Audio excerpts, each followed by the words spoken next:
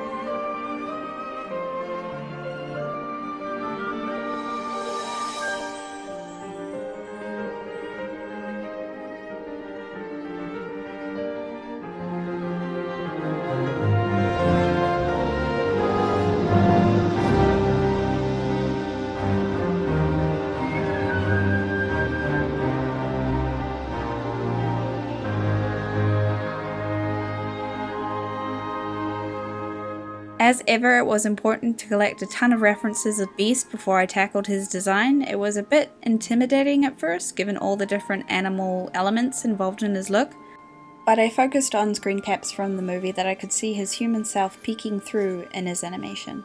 It's the eyes that popped the most for me, so I made sure to draw them as faithfully as I could. But oh, as you guys know by now, it was all well and good until I needed to draw a hand. And with how big and somewhat animal-like his hands are, it made it that little more challenging to draw. But hey, this is what references and this challenge series is for, to help me work on things I typically would avoid like the plague. You improve by doing.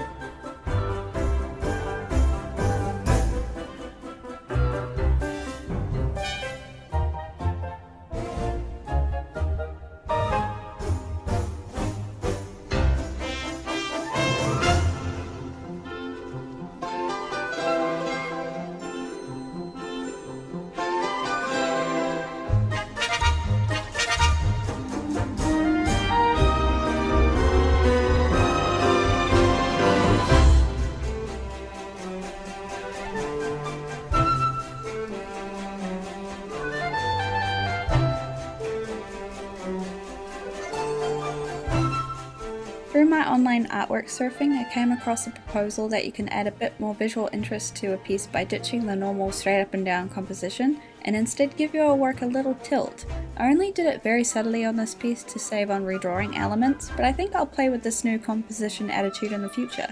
It helps sprinkle a little spice over things. Be sure to let me know if you guys like this idea. Your comments never fall on deaf ears. Unlike my A for Amelia piece, I wanted to put a bit more purpose into the background of this piece, placing the beast in an actual environment, standing by the open door of his west wing veranda.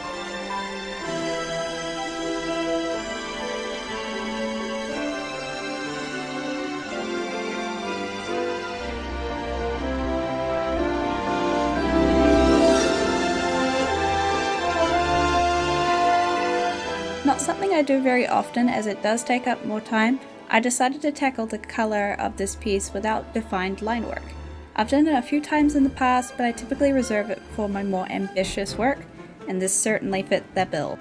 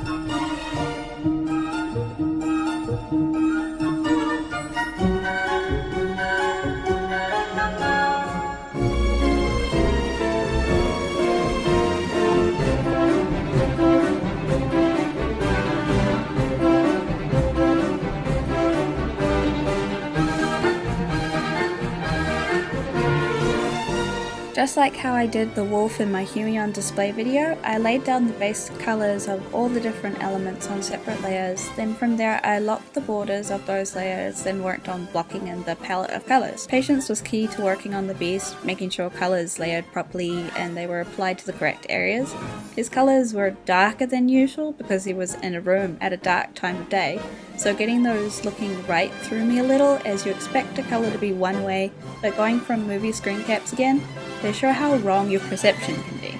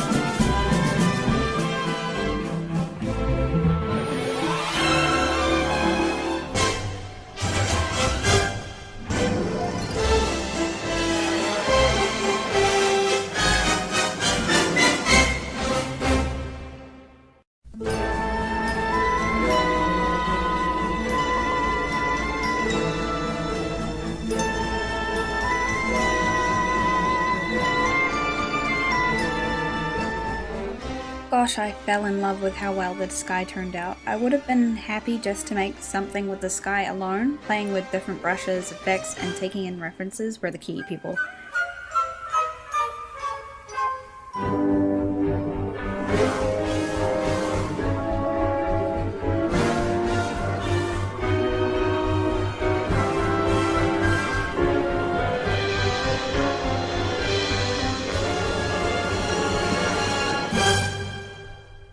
Making my life easier, I set up my base layers of color, then on layers set separately, I got to work defining the texture of the beast, table, glass dome, and window shutters.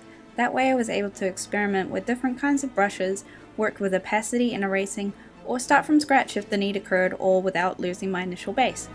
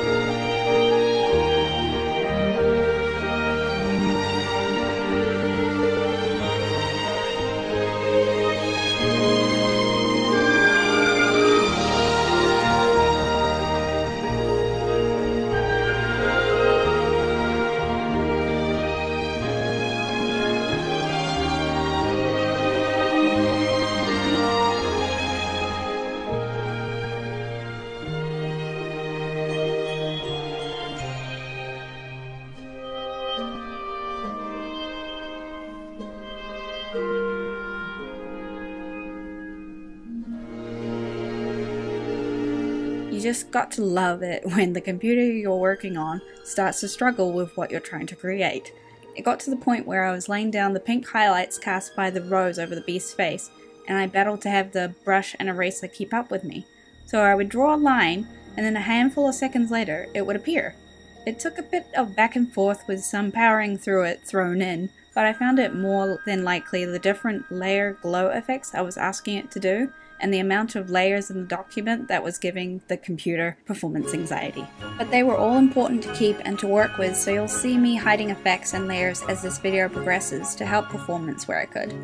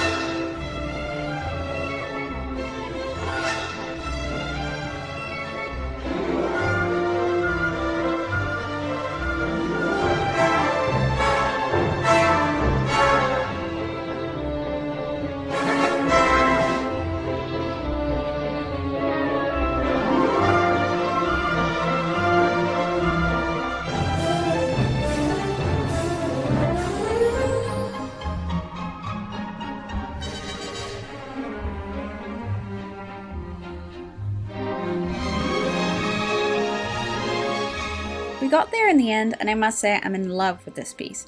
Beast has always been a favourite character of mine, more so than any other Disney prince, I would have to say. None of the others come close in terms of look, personality, and character growth, apart from maybe Prince Naveen. Seems I have a thing for Disney men that transform between human and animal. Good thing I don't count Cusco, that's a definite no thanks. Thanks everyone for watching. Please share the love for this piece by commenting below, subscribing for future videos, or sharing this video or link of this picture with your friends. Any little bit helps and it is greatly appreciated. Hope to see you all next time. Bye!